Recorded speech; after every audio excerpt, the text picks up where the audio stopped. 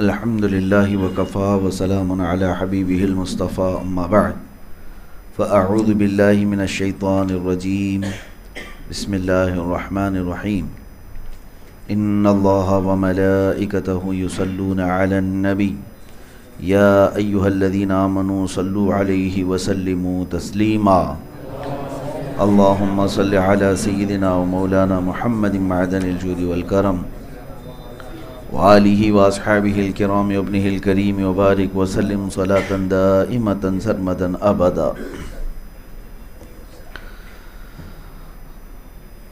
بسم اللہ الرحمن الرحیم. یا ایہا الذین آمنوا كونوا قوامین بالقسط شہداء للہ ولو علی انفسکم او الوالدین والاقربین ان یکن غنیا او فقیرا فاللہ اولی بہما فلا تتبعوا الهوى أن تعدلوا وإن تلووا أو تعرضوا فإن الله كان بما تعملون خبيرا. صدق الله مولانا العظیم. اے ایمان والو، انصاف پر خوب قائم ہو جاؤ. اللہ کے لیے گواہی دیتے، چاہے اس میں تمہارا اپنا نقصان ہو یا ماں باپ کا یا رشتہ داروں کا. جس پر گواہی دو وہ غنی ہو یا فقیر ہو، بہرحال اللہ کو اس کا سب سے زیادہ اختیار ہے. تو خواہش کے پیچھے نہ جاؤ کہ حق سے الگ پڑو، اور اگر تم ہیر پھیر کرو یا منہ پھیرو تو اللہ کو تمہارے کاموں کی خبر ہے. اس سے قبل کی آیت کریمہ جو میں نے تلاوت کی تھی، مسلسل 3 آیتیں تھیں، جس میں نے یہ عرض کیا تھا اللہ تعالیٰ نے ایک لفظ کو 3 مرتبہ بیان فرمایا ہے. للہ ما فی السماوات و ما فی الارض. جو کچھ ہے زمینوں میں اور آسمانوں میں وہ سب اللہ کا ہے. اس کے بعد آیت کریمہ میں ایک یہ بھی بات تھی، ان یشاء یذہبکم، اگر وہ چاہے، اللہ چاہے اے لوگو تو تمہیں لے جائے اور تم کو ختم کر دے. ویأتی بآخرین، اور دوسروں کو لے آئے گا. مطلب یہ ہے کہ اگر اللہ تبارک و تعالیٰ چاہے تو تم سب کو ختم فرما دے گا اور تمہاری جگہ پر دوسروں کو قائم فرمائے گا. اگر کسی کو یہ گھمنڈ یا تکبر ہے کہ میری ذریعے سے دنیا چلتی ہے تو وہ خامخواہ ہے، اس کی یہ غلط فہمی ہے. نہ کسی سے یہاں دنیا چل رہی ہے، نہ کسی سے دین چل رہا ہے. اللہ تبارک و تعالیٰ اپنے اس پورے کائنات کے نظام کو جس سے چاہے چلائے گا. اور اگر کوئی یہ سوچتا ہے کہ میں نماز نہیں پڑھوں گا تو دین ہلکا ہو جائے گا، کمزور ہو جائے گا، ایسا کچھ نہیں ہوگا. تم ہلکے ہو جاؤ گے، تم کمزور ہو جاؤ گے. دین نہیں، آپ دین سے ہیں، نہ کہ دین آپ سے ہے. اور اس آیت کے حصے کو ہمیشہ یاد رکھیں کہ اگر اللہ چاہے گا تو تمہیں ہٹا دے گا، ختم کر دے گا اور تمہاری جگہ پر دوسرے کو لے آئے گا. وَكَانَ اللَّهُ عَلَى ذَلِكَ قَدِيرًا، اور اللہ کو اس کی قدرت ہے. اللہ تبارک و تعالیٰ کو اس کی قدرت ہے. جب اس نے اپنی زمین پر کچھ قوموں کو بسایا، نبیوں کو بھیجا اطاعت اور فرما برداری کے لیے، لیکن انسانوں کے پاس جب مال زیادہ آ گیا اور غرور و تکبر بڑھ گیا تو وہ اپنے رب سے ہی منہ پھیر لیے، اور انہیں ایسا لگنے لگا کہ ہم جو چاہیں گے زمین پر وہی کر سکتے ہیں. تو پھر رب تعالیٰ نے کبھی ایک ہوا بھیجی اور سب کو ہلاک کر دیا. کبھی ایسا ہوا کہ ایک چیخ، ایک آواز کے ذریعے سے سب کو سن کر دیا گیا. کبھی زمین کو اٹھا کر کے پلٹ دیا گیا. اور پھر انسانوں کو ان کی اوقات بتائی گئی کہ تمہاری اوقات صرف اتنی ہے. میرے عزیزو، اس آیت سے انسان کو غرور اور تکبر سے بہت دور چلے آنے چاہیے. تمہارے سے کوئی بھی نظام نہیں ہے. اللہ تبارک و تعالیٰ نے آپ کو زندہ رکھا، یہی بہت بڑی بات ہے. ایک بڑے بزرگ ہیں حضرت ابو بکر شبلی رحمۃ اللہ علیہ، آپ نے سنا ہوگا سلسلہ قادریہ کے بہر شبلی شیر حق دنیا کے کتوں سے بچا. آپ سے پوچھا گیا کہ حضور کرامت کیا ہے؟ اولیاء اکرام کی کرامتیں ہوتی ہیں، تو اس میں ہم نے سنا ہے کہ آپ کی کرامتیں ہیں، کوئی کرامت بتائیں. حضرت ابو بکر شبلی فرماتے ہیں سب سے بڑی کرامت تو یہ ہے کہ گناہوں کے بعد بھی میں زمین پہ زندہ کھڑا ہوں. یعنی یہ ہر انسان کے لیے ہے۔ انہوں نے فرمایا کہ اگر دیکھا جائے عدل کے اعتبار سے، انصاف کے اعتبار سے، تو اس رب ذوالجلال کی زمین پر چلنے کے بھی لائق نہیں تھا، اور اس نے ہمیں ویسے ہی چھوڑا رکھا ہے، زندہ رکھا ہے، یہی تو کرامت ہے۔ اور ہم سب کے لیے بھی میرے عزیزو یہ بات ذہن سے نکال دینی چاہیے کہ ہم سے نظام نہیں ہے، یہ اللہ تعالیٰ کا احسان ہے جو ہمیں زندہ رکھ کر اپنے دین کی خدمت لے رہا ہے۔ اور جسے یہ غرور و تکبر آتا ہے وہ اوندھے منہ گر جاتا ہے، بہت جلدی رب تبارک و تعالیٰ اسے فنا کی منزل پہ لے جاتا ہے۔ ہاں، کچھ لوگوں کو غرور و تکبر اس بات پر آتا ہے کہ میرے بغیر یہ چیز نہیں چل سکتی، چاہے وہ دین کا نظام ہو، کسی دارالعلوم کا ہو، کہ مسجد کا ہو، کسی تنظیم کا ہو، کسی بھی اعتبار سے کوئی یہ نہ سمجھے۔ ہاں، اللہ تبارک و تعالیٰ کا یہ احسان ہے کہ آپ سے وہ کام لے رہا ہے۔ صلاح الدین ایوبی، جنہوں نے بیت المقدس کو آزاد کرایا تھا عیسائیوں کے چنگل سے، کافی مہینوں دقت میں رہے، جنگلوں کے سفر، اپنی فوج کو لے کر کتنی معرکہ آرائیاں ہوتی رہیں، کتنی جنگیں ہوتی رہیں، اور ایسا نہیں کہ اس زمانے میں آپ تنہا خلیفہ تھے کسی جگہ کے یا گورنر تھے، بہت سارے مسلمان ملک، بہت سارے مسلمان خلیفہ تھے۔ ایک دن تھک کر کے اپنے وزیر اور مشیر کے ساتھ بیٹھ کر کے آپ کہہ رہے تھے کیا میں اکیلا ہوں بیت المقدس فتح کرنے کے لیے؟ بیت المقدس تو سارے مسلمانوں کا قبلہ اول ہے، سارے لوگ اس کی بازیابی کے لیے کوشش کرتے، میں اپنے گھر والوں سے دور ان بیابانوں میں اپنے فوج کے ساتھ مصیبتیں کاٹ رہا ہوں، مشقتیں جھیل رہا ہوں، مجھے بھی تو گھر پہ آرام کرنے کا موقع ملنا چاہیے۔ تو ان کے جو مشیر تھے وہ ایسے نہیں ہیں کہ جی حضور آپ جو کہہ رہے ہیں وہ بالکل صحیح ہے، اور ایسے کہنے والوں سے ہی، ایسے چمچوں سے کئی پتیلیاں ختم ہو جاتی ہیں۔ صلاح الدین ایوبی سے ان کے مشیر نے یہ کہا آپ بات تو ٹھیک کر رہے ہیں، آپ سے بڑے قابل لوگ بھی موجود ہیں، بڑی صلاحیت والے لوگ بھی موجود ہیں، بڑے دولت والے لوگ بھی موجود ہیں، لیکن صلاح الدین اللہ کا اس بات پر شکر بجا لاؤ کہ ان بڑے بڑے لوگوں کے ہوتے ہوئے بھی اللہ نے اس کام کے لیے تمہارا انتخاب کیا، تمہیں چنا گیا ہے، تمہیں چنا گیا ہے بیت المقدس کے لیے۔ صلاح الدین ایوبی رحمۃ اللہ علیہ پھر وہاں سے بیدار ہوئے، اٹھے اور کہا کہ جب تک اس طرح کا مشورہ دینے والے لوگ ہوں گے، کسی بھی سپہ سالار یا کسی سپاہی کا کبھی بھی حوصلہ نہیں ٹوٹ سکتا، نہ ہی ہمت ہار سکتا ہے۔ عزیزان گرامی وقار، بات میں یہاں پر یہ عرض کرنا چاہتا ہوں کہ ہمیشہ اس بات کو محسوس کریں کہ اللہ تعالیٰ کا احسان ہے، وہ جب تک چاہے آپ کو اپنے دین کی خدمت لے یا اس زمین پر رکھے، اور اگر وہ چاہے تو تم سب کو ہٹا دے گا، ختم فرمائے گا۔ بغداد کو ہم نے دیکھا ہے کہ مسلمانوں کے قبضے میں تھا، مسلمانوں کے زیر نگین تھا، لیکن کبھی کبھار بدعملیاں بڑھ گئیں یا پھر جو بھی حالات ہوئے، دیکھا گیا کہ قتل عام ہوا سارے مسلمانوں کا، سارے لوگ ختم کر دیے گئے، اور پورا کا پورا نظام ختم ہوا، تتاریوں کے ہاتھ میں آیا۔ لیکن اللہ تبارک و تعالیٰ نے انہی تتاریوں میں ایمان کی دولت بھی داخل فرمایا، جس کو اقبال نے کہا نا، حرم کو مل گئے پاسباں صنم خانے سے۔ کبھی اللہ تعالیٰ چاہے تو وہاں سے کسی کو اٹھائے گا اپنے دین کی خدمت کے لیے، یہ بات بعید نہیں ہے، کفار و مشرکین کے نرغے سے بھی کوئی اٹھے گا بیت اللہ کی حمایت کے لیے اور اس کی حفاظت کے لیے۔ اب اس آیت کریمہ کے بعد جو آج میں نے تلاوت کی ہے اس آیت پر ہم آتے ہیں۔ اللہ تعالیٰ نے یہاں پر ایک تنبیہ فرمائی مومنین کے لیے، وہ کیا ہے؟ ہم سب کی زندگی میں اس چیز کا ہونا بہت ضروری ہے۔ اللہ تعالیٰ فرماتا ہے انصاف پر خوب قائم ہو جاؤ، عدل کرو اپنی زندگی میں، کونوا قوامین بالقسط، عدل پر پورے کے پورے قائم ہو جاؤ۔ مسلمان کا مطلب ہے کہ وہ عدل و انصاف کو لے کر رہے۔ کس چیز میں انصاف کرے؟ زندگی کے ہر پہلو میں وہ انصاف کرے۔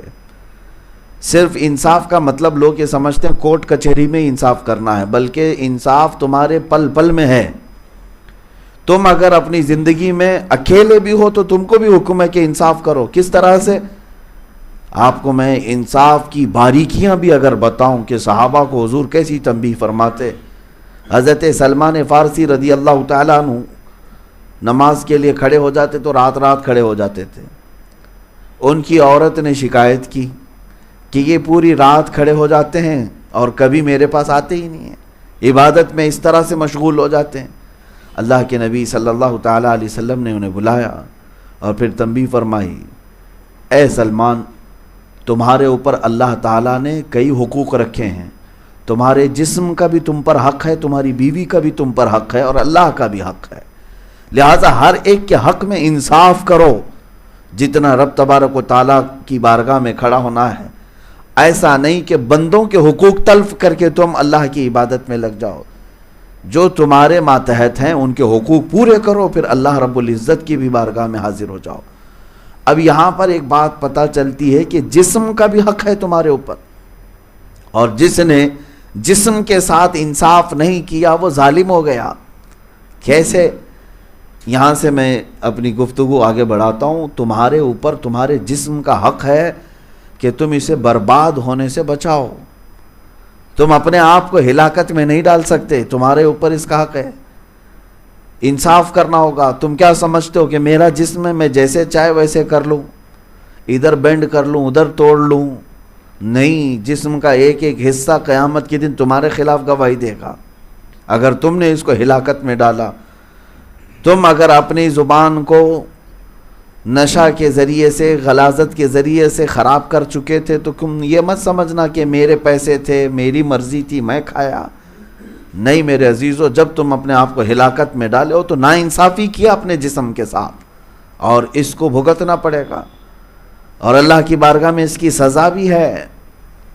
آپ اپنی انگلی بھی جلا نہیں سکتے، آپ کے اوپر اس کا حق ہے۔ ہاں البتہ اتنا ضرور ہے کہ آپ اپنی خواہشات کے مطابق اس جسم کو مشقت میں نہیں ڈال سکتے، اس پر بھی آپ کا حق ہے، اور اس کے ساتھ انصاف کرنا ہوگا، آپ کو انصاف کرنا ہوگا۔ مثال کے طور پر اللہ تعالیٰ نے انسان کی فطرت میں سونے کا نظام بنایا ہے۔ سونا تو آپ کے لیے ضروری ہے نا، یہ فطرت میں ہے آپ کے، اور کوئی جان بوجھ کر کے نہیں سوتا اور وہ یہ سمجھتا ہے کہ نہ سو کر کے میں کسی اور کا کیا بگاڑ رہا ہوں، میں اپنی مرضی سے نہیں سوتا، اور نہ سونے کی وجہ سے کثرت سے کوئی اور کام نہیں تھا، لیکن اپنی خواہشات اور اپنی مرضی کے مطابق اس نے اپنی نیند کو مارا، جس کی وجہ سے دوسری بیماریاں آئیں، تو گویا کہ اس نے اپنے جسم کے ساتھ ناانصافی کیا۔ یہی ہے عدل، جو ہے ہر چیز میں تمہارے ہونا ضروری ہے۔ عدل جب تک تمہارے جسم کے اندر سے شروع نہیں ہوگا، باہر تم کیا عدل کرو گے؟ اس کے علاوہ عدل کے مظاہر آپ کے گھر میں اگر ہیں، اولاد ہے تو ان کے ساتھ عدل کرو۔ اگر 2 بیٹے ہیں تو دونوں کے ساتھ برابر کا انصاف ہو، 2 بیٹیاں ہیں تو دونوں کے ساتھ برابر کا انصاف ہو۔ کسی کو بھی کمتر سمجھنا، کسی کو بڑا سمجھنا، یہ بہت بڑی ناانصافی ہے۔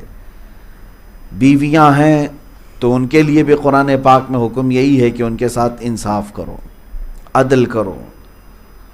اور ان کے علاوہ اگر آپ کسی ایسی جگہ پر فائز ہیں کہ آپ کے ماتحت کئی مزدور ہیں تو ان مزدوروں میں انصاف کرو، عدل قائم رکھو۔ کئی مظاہر ہیں کہ عدل کے، اور یہی تو میرے آقا صلی اللہ تعالیٰ علیہ وسلم کا نظام بھی ہے۔ آپ دیکھیں وہ رسول پاک صلی اللہ تعالیٰ علیہ وسلم، کوئی اگر یہ سمجھتا ہو کہ میں تو عدل سے بھی برتر ہوں، میں کیا انصاف کے کٹہرے میں آؤں گا، اگر کوئی جج بھی یہ سوچے میں خود لوگوں کا انصاف کرتا ہوں، میرے لیے تھوڑی نا انصاف کوئی ہے، نہیں، انصاف کرنے والا بھی انصاف کے کٹہرے میں ہوگا، عدل اس پر بھی لاگو ہوگا۔ ایک بار مصطفیٰ کریم صلی اللہ تعالیٰ علیہ وسلم صحابہ اکرام رضوان اللہ تعالیٰ علیہم اجمعین کے درمیان اعلان فرماتے ہیں، اگر کسی کا میرے اوپر کوئی حق باقی ہے تو وہ لے سکتا ہے، اگر کسی کا کوئی حق باقی ہے تو لے سکتا ہے۔ تو صحابہ میں سے ایک صحابی کھڑے ہوئے اور کہا، یا رسول اللہ، میرا آپ کے اوپر حق باقی ہے۔ سب صحابہ ان کی طرف دیکھنے لگے کہ کون ہے، حضور پر اس کا کیا حق باقی ہے؟ تو حضور نے فرمایا، جو حق ہے بتاؤ۔ کہا، آپ جنگ کی تیاری کے درمیان صف سیدھی کر رہے تھے، یا نماز کی حالت میں صف سیدھی فرما رہے تھے، میں صف سے تھوڑا سا آگے بڑھ گیا تھا، آپ کے ہاتھ میں چھڑی تھی، آپ نے مجھے چھڑی سے مارا تھا صف سیدھی کرنے کے لیے۔ تو حضور پاک صلی اللہ علیہ وسلم نے فرمایا ہاں میں نے صف سیدھی کرنے کے لیے چھڑی لگائی ہوگی۔ تو صحابی نے کہا کہ مجھے وہ حق چاہیے، مجھے وہ حق چاہیے۔ اللہ کے نبی صلی اللہ تعالیٰ علیہ وسلم آگے بڑھے اور اپنے آپ کو ان کے حوالے کیا، کہا کہ تم لے سکتے ہو جو تمہارا حق ہے، جتنا میں نے تمہیں لگایا تھا چھڑی سے اتنا تم بھی مجھے لگا سکتے ہو۔ اللہ اکبر! یہ کائنات کا سب سے عظیم آقا، جس نے پوری کائنات کو اندھیریوں سے اجالے میں لایا، اور جس کی ایک تاب کے لیے، اس ایک دیدار کے لیے کروڑوں فرشتے بے قرار ہوں، وہ اپنے ہی غلام، اپنے ہی خادم صحابی کے پاس اپنے آپ کو انصاف کے لیے پیش کر رہا ہو۔ صحابہ سب دیکھتے رہے اور کہنے لگے کہ یہ کیسا ہو سکتا ہے کہ حضور پاک صلی اللہ تعالیٰ علیہ وسلم پر کوئی ہاتھ اٹھائے گا۔ کوئی صحابی اگر کھڑے ہوتے تو حضور جلال میں انہیں بٹھا دیتے کہ یہ انصاف ہے، یہ اللہ کا دین ہے، تم بیٹھ جاؤ۔ تو جب حضور پاک نے اپنے آپ کو پیش کیا تو وہ صحابی آگے آئے، کہا کہ جس وقت آپ نے مجھے مارا تھا اس وقت میرے جسم پر کپڑا نہیں تھا، پیٹھ پر، لہٰذا آپ بھی اپنا جبہ اٹھائیں، آپ بھی اپنا جبہ اٹھائیں، میں ننگی پیٹھ تھا جب آپ نے مجھے چھڑی لگائی تھی۔ حضور پاک صلی اللہ تعالیٰ علیہ وسلم نے اپنے جسم اطہر سے جبہ بھی ہٹا دیا۔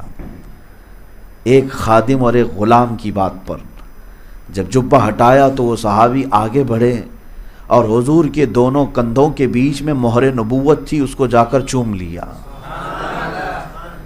مہر نبوت کیا ہے؟ دونوں شانوں کے بیچ میں ایک مہر، انڈے سے تھوڑی سی بڑی ایک ایسی شکل تھی جس کو کھلتے ہی سورج سے زیادہ روشنی اس میں آتی تھی۔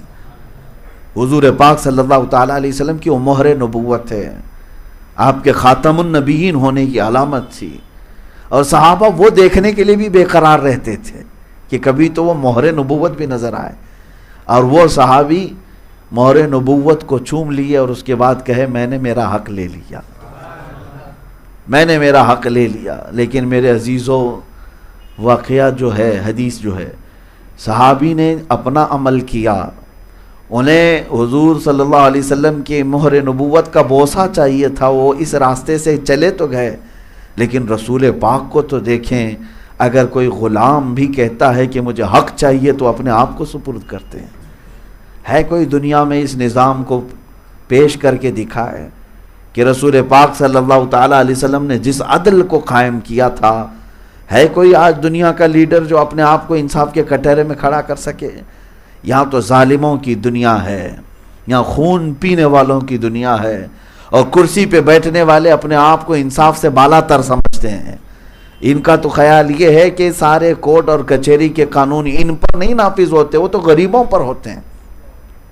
آج یہی تو چل رہا ہے، سارے جتنے بھی قانون ہیں، لا ہیں، وہ غریبوں پر نافذ ہوتے ہیں، سیٹھوں پر نہیں ہوتے، امیروں پر نہیں ہوتے، نیتاؤں پر نہیں ہوتے۔ نیتا کے لیے دیکھیں، سارے وہ سگنل بھی توڑتا ہوا چلا جائے، اس کے لیے کوئی چالان نہیں ہے۔ نیتا جی ہیں، ان کے لیے تھوڑی نہ قانون بنا ہے، سمویدھان ان کے لیے تھوڑی نہ ہے۔ یہ لا کی کتاب صرف غریبوں کو دکھانے کے لیے ہے۔ وہ 2 نمبر کا کاروبار کرتے رہے، کوئی ریڈ نہیں پڑے گی، چلتے رہیں گے۔ ہاں، کرسی سے اتر گئے تو ساری ریڈ پڑے گی، کرسی سے ہٹ گئے تو ڈپارٹمنٹ کی بھی اور اللہ کی طرف سے بھی، فرشتوں کی بھی پڑتی ہے۔ یہ دنیا کا نظام ہم نے دیکھا ہے میرے عزیزو، اور یہی کی بات نہیں کر رہا ہوں، جو بنام مسلمان ملک ہیں آج، ان کا بھی حال یہی ہے۔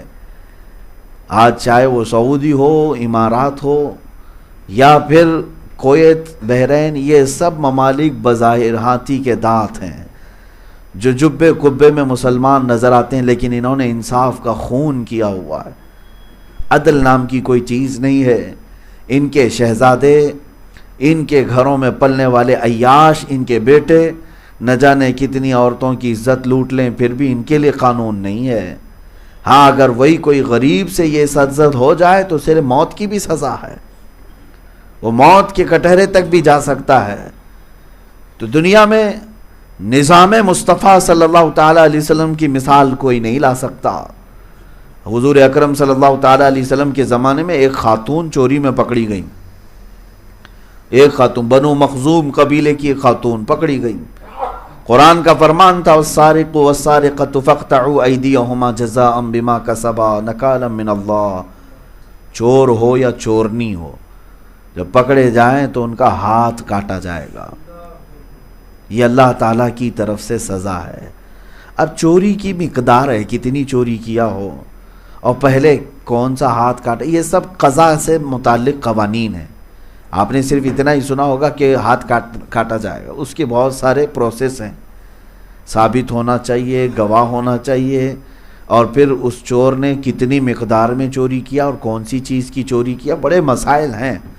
لیکن میں جو بات عرض کر رہا ہوں، اس خاتون کو جب چوری میں پکڑا گیا، پیش کیا گیا بارگاہ رسالت معاب میں، اب صحابہ کرام میں ایک بات یہ چلی کہ صحابہ کہنے لگی یہ جو خاندان ہے بنو مخزوم ابھی ابھی اسلام میں آئے ہیں، ابھی ابھی ایمان لائے ہوئے ہیں، اور انہی کے خاندان کی لڑکی اب چوری میں پکڑی گئی، ہاتھ کاٹیں گے تو پورا قبیلہ برگشتہ ہو سکتا ہے، اسلام سے دور ہو سکتا ہے، لہٰذا کچھ تو ان کی سفارش ہونی چاہیے۔ اور صحابہ اس معاملے میں ڈر رہے تھے کس سے بات کریں، کون بات کرنے کے لیے جائے گا۔ حضرت اسامہ بن زید بڑے لاڈلے تھے حضور کے، حضور پاک صلی اللہ علیہ وسلم کے گھر میں آنا جانا اچھا خاصا تھا، کیونکہ حضور کے غلام زادے تھے۔ حضور پاک صلی اللہ تعالیٰ علیہ وسلم کے بیٹے حضرت زید منہ بولے بیٹے تھے، ان کے بیٹے حضرت اسامہ بچپن سے حضور کے گھر میں آنا جانا، ازواج مطہرات کے سارے گھروں میں ان کا آنا جانا تھا، چھوٹی عمر کے تھے۔ تو سارے صحابہ نے حضرت اسامہ کو تیار کیا کہ جاؤ حضور سے یہ بات کہو کہ یہ جو خاندان کی لڑکی پکڑی گئی ہے اس کے ساتھ تھوڑا سا رعایت کی جائے، اسے چھوٹ دی جائے، یا پھر جو سزائے الہی ہے اس میں تھوڑا سا کمی کر دی جائے۔ حضرت اسامہ صحابہ کے ریپریزنٹیٹیو بن کر کے گئے، ان کے نمائندے بن کر کے گئے، اور حضور پاک صلی اللہ تعالیٰ علیہ وسلم کے پاس آئے، کہا یا رسول اللہ صلی اللہ علیہ وسلم، سب کا خیال یہ ہے کہ بنو مخزوم قبیلہ ابھی ابھی اسلام میں آیا اور انہی کی لڑکی پکڑی گئی اور آپ سزا سنا رہے ہیں، اس کو ہاتھ کاٹا جائے گا۔ حضور پاک صلی اللہ تعالیٰ علیہ وسلم نے حضرت اسامہ سے کہا یہ بات کس نے کہا تم سے؟ وہ ڈر گئے، کہا سارے صحابہ کا اس طرح خیال تھا۔ اللہ کے نبی صلی اللہ تعالیٰ علیہ وسلم جلال میں اپنے حجرے سے باہر آئے، سیدھے ممبر پر کھڑے ہو گئے، اور اللہ کے رسول صلی اللہ علیہ وسلم نے اس وقت جو خطبہ دیا، حضرت اسامہ کو بھی زجر کرتے ہوئے فرمایا کیا تو اللہ کے حدود میں سے کسی حد میں سفارش کرنے آیا میرے پاس، اللہ کے حدود میں؟ اور پھر حضور پاک صلی اللہ علیہ وسلم کے جلال کا انداز یہ تھا، فرماتے ہیں لو فاطمہ بنت محمد سرقت لقطعت یداہا، سنو اے لوگو، محمد کی بیٹی فاطمہ سے بھی اگر یہ کام ہوتا تو میں اس کے بھی ہاتھ کاٹتا، میں اس کے بھی ہاتھ کاٹ دیتا۔ تم تو بنو مخزوم قبیلے کی خاتون کے بارے میں کہہ رہے ہو، محمد صلی اللہ علیہ وسلم کی بیٹی، میرے گھر میں اگر ایسا ہو جاتا بفرض محال۔ اللہ نے حضور کے اہل بیت کو ہر عیب سے پاک رکھا ہے، لیکن رسول پاک نے عدل کا وہ اعلیٰ نمونہ پیش فرمایا، ارشاد فرماتے میں ہاتھ کاٹ دیتا، اور پھر یہ جملہ ارشاد فرمایا تم سے پہلے والی قوموں کو اللہ نے ہلاک و برباد کیا، اس لیے کہ جب ان کے عزت دار لوگ گناہ کرتے تو انہیں سزائیں نہیں دی جاتی، جب ان کے غریب لوگ کام کرتے، گناہ کرتے تو انہیں سزائیں دی جاتی تھیں۔ لیکن اسلام عدل کا نام ہے، انصاف کا نام ہے، یہاں سب کو برابر رکھا جائے۔ عزیزان گرامی وقار، آج میں مانگ بھی یہی کرتا ہوں کہ یہ جو معاشرے میں ڈس بیلنس ہوتا جا رہا ہے، لوگ آج دیکھ رہے ہیں کہ ہمارے ہاں بھی قوانین خطرے میں آ گئے، ہمارا لا خطرے میں آ گیا، یہاں جس کی لاٹھی اس کی بھینس چل رہا ہے، اور اگر امن و امان چاہتے ہو تو مجھ سے مشورہ لے لو کہ نظام مصطفیٰ قائم کرو، حضور پاک صلی اللہ تعالیٰ علیہ وسلم کے قوانین کو اڈاپٹ کر کے تو دیکھو امن و امان آئے گا۔ یہ جو جگہ جگہ ریپ کے کیسز بڑھتے ہیں، چوری کے کیسز بڑھ جاتے ہیں، قتل و غارت مرڈر کے یہ جو کیسز ہیں، اس کے لیے اسلام نے جو حدود رکھے ہیں، جو پابندیاں رکھی ہیں، اسے نافذ کر کے تو دیکھو۔ اب یہ میری بات کو سن کر کے کوئی ہو سکتا ہے واویلا مچا ہے، لیکن میرے عزیزو، ہم نے ان بڑے نیتاؤں سے بھی سنا ہے جن کا اسلام سے تعلق نہیں، جب کئی بیٹیوں کی عزت اچھالی گئی تو انہوں نے بھی آواز یہ اٹھائی کہ اسلامی قانون ہونا چاہیے۔ اسلامی قانون کے طور پر ہمارے ممبئی کے ہی کئی بڑے بڑے دگج نیتا جن کو کہا جائے، انہوں نے بھی مطالبہ کیا تھا کہ اسلام میں جو قانون ہے ریپ پر، زنا پر، وہ نافذ کر دو تاکہ دوسرا کوئی ایک کام کرنے سے ہمیشہ کے لیے گھبرائے۔ تمہیں کسی نہ کسی دن احساس ہوگا کہ نظام مصطفیٰ ہی پوری کائنات کو امن بخشتا ہے۔ عزیزان گرامی وقار، عدل اور انصاف کے ترازو کو اگر کہیں مثالوں میں دیکھنا ہو تو اسلام کے دائرے میں دیکھو۔ باقی سارے لوگ، نوشیرواں نام کا ایک بادشاہ تھا جس کا عدل مشہور تھا کہ نوشیرواں عادل بادشاہ تھا، لیکن بڑا عادل بادشاہ جس کے عدل مشہور تھے اس کے بھی بارے میں تاریخ میں ہم نے پڑھا تو ایک مرتبہ اس کے خلاف کسی عورت نے کچھ مقدمہ کیا تھا یا کچھ معاملہ ہوا تھا تو اس کو پہاڑ کی چوٹی سے ڈھکیل کر گرا دیا گیا تھا۔ یہ وہ عادل لوگ ہیں جن کا عدل مشہور ہے۔ میرے عزیزو، رسول پاک صلی اللہ تعالیٰ علیہ وسلم کے نظام میں ایسا کوئی عدل کے خلاف کام کرنے والا تمہیں نظر نہیں آئے گا۔ وقت کا خلیفہ بھی، حتیٰ کہ حضرت عمر ابن خطاب رضی اللہ تعالیٰ عنہ جب خلیفہ تھے، جانتے ہیں آپ، جو گورنر آپ نے منتخب کیے ہوئے تھے، ہر شہر کا ایک گورنر، ہر مہینے ان کی خبر گیری کے لیے قاصد بھیجتے تھے، یہ گورنروں کو دیکھ کر کے آؤ کس شان سے رہ رہے ہیں۔ اگر کسی گورنر کے پاس عمدہ نسل کا گھوڑا دیکھتے تو دوسرے دن اس گورنر کو طلب کر لیتے تھے کہ یہ گھوڑا تمہارے پاس کہاں سے آیا، کہیں پیسوں کی لین دین ہیرا پھیری تو نہیں شروع کر دیا، آپ کو شہر کا گورنر بنایا گیا، تمہارے پاس گھوڑا کیسے آیا۔ انہیں حساب دینا پڑتا حضرت عمر فاروق کے پاس۔ اگر کوئی نیا گھوڑا خرید بھی لیتا، گورنر کی بات کر رہا ہوں، ہاں، حضرت عمر فاروق کے نظام میں یہ تھا کہ عام آدمی جو چاہے خرید لے، لیکن گورنر کی سیٹ پر بیٹھنے والا اگر ایک سواری نہیں خرید لیتا تو اس سے باز پرس ہونا شروع ہو جاتی۔ یہاں تک کہ اگر کوئی قیمتی لباس پہنتا تو حضرت عمر اسے طلب کرتے اور دوسرے گورنر کو وہاں بھیج دیتے، آؤ تم مسجد نبوی میں بیٹھو، اعتکاف میں بیٹھو، اب تمہارا کام عبادت کا ہے۔ گورنری ان سے ختم کر دی جاتی۔ اب یہاں سے ایک بات میں یہ بھی بتا دوں، حضرت خالد بن ولید، کون نہیں جانتا سیف اللہ کو، زندگی میں 125 جنگیں لڑیں اور ہر جنگ میں اللہ نے انہیں فتح عطا فرمایا۔ لیکن جانتے ہیں حضرت عمر فاروق رضی اللہ تعالیٰ عنہ کا زمانہ آیا، حضرت خالد کب سے لڑ رہے ہیں؟ حضور کے زمانے سے، حضرت ابو بکر کے زمانے میں، حضرت عمر کے زمانے میں بھی جنگوں میں شرکت کرتے رہے، لیکن سپہ سالار آپ ہی رہتے تھے، اکثر جنگوں کا سپہ سالار آپ کو رکھا جاتا تھا۔ حضرت عمر آئے تو حضرت خالد بن ولید کو ان کے عہدے سے معزول کر دیا۔ لوگوں کو ایسا لگتا ہے کسی کو عہدے سے ہٹا دینا یہ عیب کی بات ہے۔ حضرت عمر، اور وہ بھی کس کو معزول کر رہے ہیں؟ خالد بن ولید کو، جن کو خود رسول اللہ نے سیف اللہ کہا ہے۔ اور حضرت خالد نے کوئی اعتراض نہیں کیا کہ مجھے کیوں ہٹایا گیا، مجھ سے بڑا کوئی جنگجو ہے، مجھ سے بڑا کوئی سپہ سالار ہے۔ ہٹ گئے، اپنے گھر پر آرام فرمانے لگے۔ حضرت عمر ابن خطاب رضی اللہ تعالیٰ عنہ کے پاس کئی لوگ آئے، امیر المومنین، دیکھیں اسلام کا کیسا نظام ہے۔ کہا کہ آپ کو ان سے کیا مطلب تھا؟ وہ جس جنگ میں جاتے ہیں فتح ان کے قدم چومتی ہے، کامیابی ان کے قدم چومتی ہے اور فتح کا جھنڈا گاڑ کر آتے ہیں، آپ نے انہیں معزول کر دیا۔ سنیں سیدنا عمر ابن خطاب کیا فرماتے ہیں، اللہ ایمان ہو تو ایسا ہو، فرماتے ہیں خالد بن ولید کی ساری صلاحیتیں اپنی جگہ پر، ان کی قیادت، ان کی سپہ سالاری اپنی جگہ پر، میں نے معزول اس لیے کیا کہ دنیا کو یہ پتہ چلے کہ ہم جو فتح حاصل کرتے ہیں وہ خالد کی وجہ سے نہیں، اللہ کی وجہ سے۔ ہاں، کوئی ذہن میں یہ بات نہ رکھ لے کہ خالد بن ولید ہے اس لیے ہی فتح ہوتا ہے۔ ہم دنیا کو یہ بتانا چاہتے ہیں ہم اللہ کے بندے ہیں اور محمد عربی کے غلام ہیں۔ ابھی جو بات میں نے تھوڑی دیر پہلے کہا کہ دین کسی سے نہیں ہے کہ اس کے بغیر دین نہیں چلے گا، ایسا نہیں ہے۔ بہرحال یہ عدل کے بہت سارے نمونے ہیں، خلفائے راشدین کی زندگی میں آپ دیکھیں، صحابہ کی زندگی میں آپ دیکھیں، تابعین، اولیاء کاملین کی زندگیاں ہیں۔ اب میں خلاصتاً اس بات کو یہ کہتا ہوں، اللہ تعالیٰ نے فرمایا کہ تم خوب انصاف پر قائم ہو جاؤ چاہے تمہارا نقصان ہو، وَلَوْ عَلَىٰ أَنفُسِكُمْ، اللہ فرماتا اگرچہ تمہارا اپنا جانی نقصان بھی ہو جائے، اَوِ الْوَالِدَيْنِ وَالْأَقْرَبِينَ، یا تمہارے والدین کا نقصان ہو رہا ہے یا رشتہ داروں کا نقصان ہو رہا ہے، لیکن انصاف کو نہیں چھوڑنا۔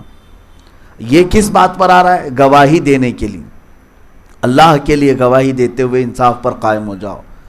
اللہ کے لیے گواہی دینا کیا ہے؟ تم لا الہ الا اللہ محمد الرسول اللہ پڑھتے ہو، یہ انصاف ہے۔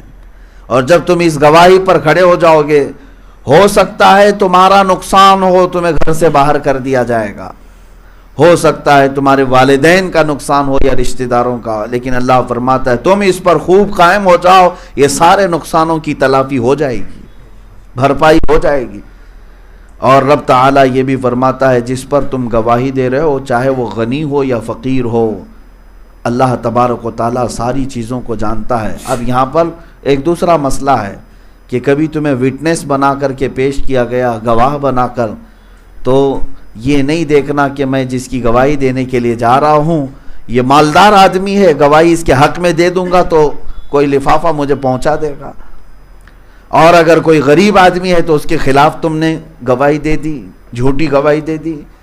اللہ کی بارگاہ میں اس کی سخت پکڑ ہے۔ رب تعالیٰ یہاں فرماتا ہے فَلَا تَتَّبِعُوا الْهَوَىٰ أَن تَعْدِلُوا، خواہش کے پیچھے مت بھاگو، حق سے الگ ہو کر کے، عدل کو چھوڑ کر کے تم خواہش کے پیچھے مت جانا۔ پہلے کے لوگ اس طرح سے کرتے تھے، اپنے مالدار لوگوں کی حمایت میں گواہی دینے کے لیے چلے آتے تھے کہ نہیں ہمارے سیٹھ صاحب تو کبھی ایسا نہیں کیے، چاہے دیکھا ہو نہیں دیکھا ہو، لیکن گواہی دینے کے لیے بہت سارے آ جاتے۔ آج بھی یہ نظام ہمیں دیکھنے کو ملتا ہے۔ میں پورا یقین اور جزم کے ساتھ نہیں کہتا، لیکن سنی ہوئی بات ہے کہ کورٹ کے باہر ایسے بہت سارے گواہ بکتے بھی ہیں، خریدے بھی جاتے ہیں ان کو، اور ضمانت کے پیپر بھی لے کر کے بیٹھے، ان کا اور کوئی بزنس نہیں ہوتا، کوئی دھندا نہیں ہوتا، یہی کام رہتا ہے۔ تو پولیس کے پاس بھی ایسے کچھ گواہ رہتے ہیں۔ ہمارے ساتھ خود ایک معاملہ پیش آیا، میں آپ کو بتا رہا ہوں۔ کورٹ میں، عدالت میں موجود یہاں کے نظام کے اعتبار سے میں آپ کو بتا رہا ہوں، ایک بوڑھے میاں کو، وہ شاید عمر کے 60-65 سال کی عمر کا ہوگا، اور دماغی توازن پتہ نہیں، چڑ تھا، کورٹ میں آیا ہوا تھا، اور پیشی تھی وہاں پر، پیشی وہاں پر موجود تھی، تو آیا بیچارہ بڑی تیاری کے ساتھ، صبح کے وقت آیا۔ وہاں پر کورٹ میں 6 لوگ کھڑے ہوئے تھے اور ان کا مقدمہ چل رہا تھا، اور ان کے مقدمے کے ٹائم پر جو ایویڈنس چلتے ہیں، یہ گواہ بلائے جاتے ہیں، میں اس کا عینی شاہد ہوں، آپ کو بتا رہا ہوں۔ جج نے گواہ کو پیش کرنے کا حکم دیا، پولیس یہ بوڑھے میاں کو، چاچا کو لے کر کے آئی، یہ کٹہرے میں آئے۔ وہاں کیس کیا چل رہا تھا میں آپ کو بتاؤں۔ وہ جو 6 لوگ تھے جن کو کورٹ میں رکھا گیا تھا، وہاں کھڑا کیا گیا تھا، ان کا مسئلہ کسی پراپرٹی کا چل رہا تھا کہ ان لوگوں نے زبردستی کسی کی پراپرٹی قبضہ کی ہوئی ہے، اس پر گواہ بن کر چاچا آئے ہوئے تھے۔ تو یہ چاچا جب کھڑے ہوئے تو جج نے پوچھا کہ آپ ان کو پہچانتے ہو؟ تو جاتے ساتھ وہ بھڑک گئے اور کہا کہ یہ 6 لوگوں نے نہیں مارا ہے مجھ کو، انہوں نے نہیں مارا ہے مجھ کو، مجھے تو میرا بیٹا اور اس کا دوست مل کر کے مارے تھے۔ بار بار یہی جملہ دہرا رہے ہیں۔ تو جج نے پوچھا کہ آپ کا مسئلہ کیا ہے؟ ہم یہ پوچھ رہے ہیں کہ یہ 6 لوگ جو زمین پر قبضہ کیے ہوئے ہیں، آپ ان کو جانتے ہیں؟ کہا نہیں، انہوں نے نہیں مارا مجھ کو۔ مسئلہ یہ تھا، میں آپ کو بتاؤں، اس بوڑھے کا بیٹا اور اس کا دوست دونوں مل کر کے باپ کے ساتھ بدتمیزی کی ہے، مار پیٹ بھی ہوئی، اس دن یہ کمپلینٹ کرنے کے لیے پولیس اسٹیشن گئے چاچا، اور وہ 6 لوگ کسی زمین کے معاملے میں وہاں پر لڑ رہے تھے، ان کو بھی پولیس اریسٹ کر کے لائی ہوئی تھی، تو ان کے معاملے میں چاچا کو گواہ بنا کر کورٹ میں پیش کیا گیا۔ یہ معاملہ میرے سامنے کا ہے، اس کا ٹیکہ لے جاؤ، اس کو بھیڑا دو، اس کا ٹیکہ لاؤ، اس کو بھیڑا دو، اور اس کے بعد پولیس شرمندہ بھی ہے۔ بعد میں جج نے پھٹکار بھی لگائی کہ میاں اس کا مسئلہ کیا ہے؟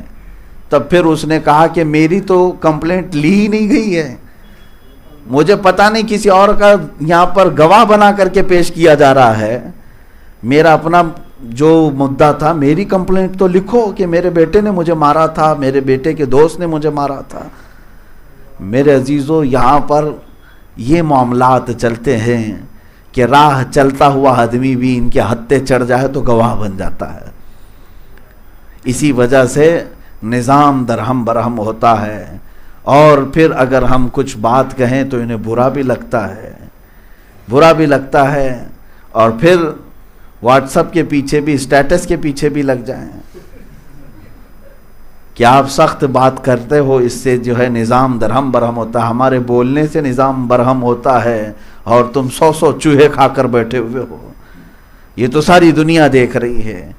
عزیزان گرامی وقار، انصاف کا خون جو ہوتا ہے اس کی ایک مثال یہ بھی میں عرض کروں۔ تریپورہ میں آج تشدد ہوا، سب کو پتہ ہے، وہاں مسجدیں میں آگ لگائی گئی، بہت سارے لوگوں کو مارا گیا، ظلماً مارا گیا۔ ابھی 8 دن پہلے تو پولیس والے آ کر کے بیان دے رہے تھے ایسا کچھ بھی نہیں ہوا، یہاں پہ ایسا کچھ بھی نہیں ہوا۔ ہم بھی خاموش رہے، کیونکہ ہم واٹس ایپ کی یونیورسٹی پر بھروسہ نہیں کرتے کہ اس میں آنے والی خبریں ادھر کی ادھر لگا کر کے پیش کر دی جاتی ہیں۔ میں نے کچھ لوگوں کو منع بھی کیا، جب تک آتھینٹک خبر نہ ملے کوئی بھی ایکشن مت لینا، کہ جب تک آپ کو حقیقی خبر وہاں کی نہ مل جائے کہ حقیقت میں ہوا کیا ہے۔ پولیس نے جب آ کر کے سامنے بڑے ذمہ دار ادھیکاری نے بیان دیا کہ نہیں ایسا کچھ نہیں ہوا، واٹس ایپ والے پھیلا رہے ہیں، میں بھی خاموش تھا۔ پھر ابھی ایک ڈیلیگیشن جانا شروع ہو گئے، جو ہیومن رائٹس کی تنظیمیں ہیں، این جی اوز ہیں یا علماء ہیں، یہ خود تریپورہ جانا شروع کر دیے کہ جا کر کے دیکھتے ہیں۔ ہم بھی اسی انتظار میں تھے۔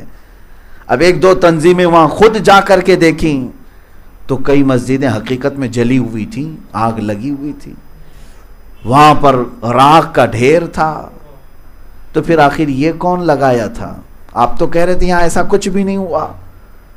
یو این اے کے بڑے ذمہ دار ادارے تک یہ بات پہنچ گئی۔ ہاں، امریکی ایک ادارہ ہے جو مذہبی تشدد کے خلاف پوری دنیا میں کام کرتا ہے، انہوں نے ایک رپورٹ یہ پیش کی کہ تریپورہ میں ظلماً تشدد کیا گیا مسلمانوں کی مساجد کے ساتھ، وہاں سے رپورٹ آنے لگی۔ اب یہ باہر آ کر کے کہنے لگے ہاں ہوا تو ہے، لیکن ہمارے علاقے کے لیے نہیں، باہر کے لوگ آ کر کے گئے۔ ابھی تو آپ کہہ رہے تھے کہ کوئی چور ہے ہی نہیں، وہ تو لومڑی ہے، تھوڑے دنوں کے بعد کہنے لگے کہ نہیں ہاں چوری تو ہوئی ہے، لیکن وہ ہمارے ہاں سے نہیں، باہر سے آ کر کے کیے۔ اب میں آپ کو بتاؤں، ریلی نکال کر پرتشدد نعرے لگانے والے ایک طرف، مسجدوں کو آگ لگانے والے ایک طرف، مار پیٹ کرنے والے، خونہ خونی کرنے والے ایک طرف، لیکن ان غریب مظلوموں کی درد فریاد رسی کے لیے جو گئے، 2 دن کی بات کہہ رہا ہوں، دلی سے علماء کا ایک ڈیلیگیشن گیا تریپورہ میں، جس میں ہمارے عزیز علماء بھی موجود ہیں۔ وہاں جب جا کر کے وہ حالات معلوم کر رہے تھے تو پولیس آ کر کے ان کو اریسٹ کر کے لے گئی اور ان پر UAPA کا قانون لگا کر اندر ڈال دیا۔ یہ کوئی عام لوگ نہیں تھے، تحریک فروغ اسلام ایک ذمہ دار تحریک پورے ہندوستان بھر میں کام کر رہی ہے، اس کے صدر اور دوسرے علماء وہاں پر پہنچے تو بغیر کسی جرم کے پولیس نے 3 دن، اب تیسرا دن ہے، انہیں اندر رکھا ہوا ہے۔ مجھے ایڈوکیٹس کے ذریعے سے یہ سننے میں آیا کہ ان پر سخت دھارا لگائی گئی۔ پہلے تو وہ لوگ مجھ سے رابطے میں تھے، بتا رہے تھے کہ ہم کو یہ کہہ کر کے لے جایا گیا کہ آپ کی سیکورٹی کو خطرہ ہے، آپ آئے ہمارے ساتھ، SP صاحب بات کریں گے۔ وہاں لے جا کر کے میٹنگ کرتے کرتے ان کو نوٹس پکڑائی، آپ کے اوپر ایک دھارا لگتی ہے کہ آپ نے یہاں فساد مچانے کا کام کیا ہے. یہ ہے عدل. کسی غریب کے گھر خیریت پوچھنے جائیں تو آپ فسادی ہو گئے, آپ وہاں کا ماحول خراب کرنے والے ہو گئے. اور جن لوگوں کو تم نے بلا کر ریلیاں کی اور ان کے پیچھے جے جے کے نعرے لگاتے رہے, ان میں سے کتنوں کو گرفتار کیا؟ یہ عدل ہے, یہ انصاف ہے, جس کو آج دنیا تھو تھو کر رہی ہے ان تمام معاملات کو. عزیزان گرامی وقار, یہ چہرہ کب تک چھپا رہے گا؟ اس کو واضح تو کرنا پڑے گا. ان علماء کا کیا قصور ہے مجھے بتائیں؟ وہ دلی کی سرزمین سے چل کر, ان میں سے کسی نے نعرہ لگایا؟ کسی نے جا کر کے وہاں کے مسلمانوں کو بھڑکایا کہ آؤ باہر سڑکوں پر آؤ؟ یہ تو خیریت معلوم کرنے گئے تھے. بس مسئلہ یہ ہے کہ یہ یہاں کے حالات دیکھ کر کے آئیں گے تو ہمارا اصلی چہرہ دنیا کو بتائیں گے, تو ان کو اندر کر دیا ہے, اور وہ بھی سخت دھارا لگا کر. اسی لیے کافی دن پہلے سے میں یہ چیختا رہا, چلاتا رہا, سارا کچھ تو تمہارا ہی ہے, تخت بھی تمہارا, حکومت بھی تمہاری, پولیس بھی تمہاری, سب کچھ تم نے اپنا لیا ہے, اور اب کون سے عدل کی بات ہم ان کے ساتھ کریں گے؟ عزیزان گرامی وقار, یہاں دل درد کرتا ہے کہ انصاف کا خون کرتے کرتے یہ اس منزل کو پہنچ گئے کہ اب یہاں پر نام کی ڈیموکریسی رہ گئی اور اصل میں ڈکٹیٹرشپ قائم ہو گئی. تانا شاہی جس کو کہا جائے, جس کی لاٹھی اس کی بھینس. اس نظام کے خلاف آواز اٹھانے کی ضرورت ہے. اور آج چند علماء اگر گرفتار ہوئے ہیں, سارے علماء اگر یہ سمجھ رہے ہیں کہ ان کے ساتھ ہوا ہے نا, ہمارے ساتھ کیا ہوا, انتظار کرو تمہاری بھی باری آئے گی, باری آئے گی. اس لیے بیداری کے لیے میں بار بار بولتا ہوں کہ اس ظلم کے خلاف آواز اٹھانے کی ضرورت ہے. انشاءاللہ العزیز وقت کے آتے ہی ہمارے اکابر اور ہمارے مشائخ جو فیصلہ لیں گے, ہم انشاءاللہ ان کے فیصلوں کے ساتھ حاضر رہیں گے. ہم تائید بھی کریں گے کہ ہم انصاف کے لیے لڑیں گے, ظلم کے خلاف آواز اٹھائیں گے. قرآن کی وہی تفسیر میں کر رہا ہوں. میرا خدا بھی خود فرماتا ہے کہ انصاف پر خوب خوب قائم ہو جاؤ. اگر کوئی مجرم ہم میں سے ملے تو اسے تم قید کرو, اگر کوئی مجرم تم میں سے ملے تو اسے بھی قید کرو. یہ انصاف پورے دھرتی کو امن کی طرف لائے گا, فساد ختم ہوگا. اور ڈپارٹمنٹ جنہوں نے خاکی وردی پہنی ہے ان کو ان کی بات یاد دلا دیں کہ آپ نے اوتھ لیا ہے, قسم اٹھائی ہے, حلف لیا ہے, شپت لیا ہے آپ نے, کیا کہہ کر کے کہ سارے لوگوں کو میں ایک نظر سے دیکھوں گا, قانون کے خلاف جو جائے گا اس کو میں کٹہرے تک پہنچاؤں گا. لہذا تم جب تک اس انصاف پر قائم رہو گے تمہاری دنیا میں عزت ہے, اور ہر کوئی تمہیں سلام بھی پیش کرے گا کہ انصاف والا ایک آفیسر تھا, انصاف پسند آفیسر تھا. تم اپنی ڈیوٹی کو پوری کرو, اپنے معاملات کو پوری کرو. یہ حکومتیں تو آتی جاتی رہیں گی, تم اگر آج ان کی وفاداری میں چند لوگوں کو قید کر کے مار رہے ہو تو انتظار کرو, چند دنوں کے بعد تختہ پلٹ گیا, دوسرے آ گئے, تب تم کیا کرو گے؟ ان کے پیچھے دم ہلاؤ گے, ان کے پیچھے دم ہلاؤ گے. میاں کتا بھی اپنا مالک بدلتا نہیں ہے. یہاں پر آپ سب سے میں یہ گزارش کرنا چاہتا ہوں کہ ہمارا جو ملک امن و امان کا گہوارہ بنے تو انصاف قائم ہونا ہوگا. کسی ایک کمیونٹی یا کسی ایک جماعت کو ٹارگٹ کبھی نہ کیا جائے, چاہے وہ ہندو ہوں, سکھ ہوں, مسلمان ہوں, عیسائی ہوں. یہ جو آج پوری دنیا کو آتنکواد اور دہشت گرد کا لیبل دیتے تھے, سب سے بڑے دہشت گرد تو یہ آتنکی ہیں جو جگہ جگہ فساد مچا رہے ہیں, جگہ جگہ لوگوں کے ساتھ ظلم کے ساتھ انہیں مار کر کے. کیا یہ خون کے پیاسے ہیں؟ کیوں مارتے کیوں ہیں؟ مسلمان سے ان کو اتنی تکلیف کیوں ہے؟ تو پتہ ہی چلا کہ اصل دہشت گرد تم ہی ہو, خونی ہو, تم پیاسے ہو خون کے. کس بات کی تمہارے اندر دشمنی ہے؟ بدلہ لینا ہے. کبھی کسی نے آپ کو مارا تو بدلہ لیا جاتا, لیکن ایسے بھی حالات نہیں نظر آتے کہ کہیں مسلمانوں نے کسی مندر کو توڑ پھوڑ کیا ہو, کسی مقدس کتاب کو جلا دیا ہو, یا نہتے اور کمزور اور غریب ہندوؤں کو مار ڈالا ہو. ایسے واقعات تو نہیں ملتے. اور اگر کسی نے ایسا کیا تو ہم خود اس کو کنڈم کریں گے اور اس کی مذمت کریں گے. لیکن یہ کیا ہے؟ آئے دن یہ واقعات آپ ایک جماعت کو ٹارگٹ کرتے جا رہے ہو، ایک کمیونٹی کو ٹارگٹ کرتے جا رہے ہو. اس کا مطلب کیا ہے کہ خونی تم ہو، تمہارا تعلق آتنک سے ہے، تمہارا تعلق دہشت سے ہے. میرے عزیزو، ان لوگوں کو بھی میں یہ میسج دینا چاہوں گا، انصاف قائم کرو اور عدل کے ساتھ رہو گے تو گھر تمہارا بھی امن سے رہے گا، ہمارا بھی امن سے رہے گا.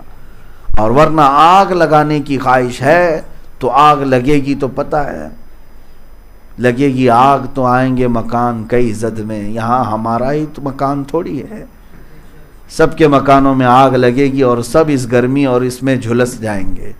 اس لیے بہتر یہی ہے کہ عدل کو قائم کیا جائے. میں ان ہندوؤں کی بھی باتوں کو دیکھا جو اس کو کنڈم کرتے ہیں اور اس کی مذمت بھی کرتے ہیں. کئی ایسے لوگ سامنے بھی آئے، موجود ہم نے دیکھا، کچھ ذمہ دار لوگ تھے، کچھ سیاسی لوگ تھے، حتیٰ کہ کچھ پنڈت لوگ بھی ہیں جو ان تمام تشدد کے خلاف بات کرتے ہیں.